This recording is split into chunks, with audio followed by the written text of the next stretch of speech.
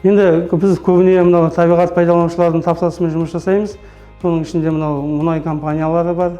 Бізге тапсырыс көп береді. Және Маңғыстау облысы бойынша мынау табиғат пайдаланушылар теңізден балық аулауға рұқсат алған мекемелер бізге сол шабақ өсіріп беруге бізге тапсырыс береді.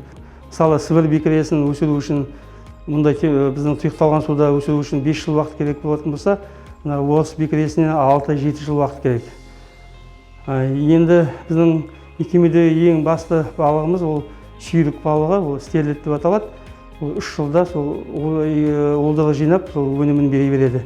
Оның осы балықтың бір ерекшелігі, әрбір 9 ай сайын олар уылдырық жинап өнім береді.